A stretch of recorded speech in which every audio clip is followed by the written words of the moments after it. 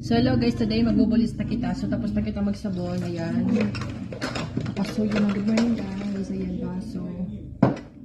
Yung mga kaon.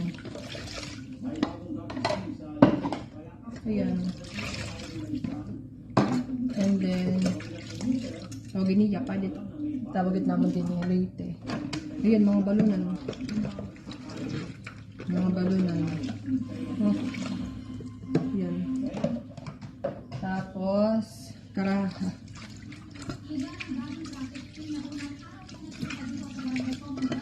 Karaha, oh.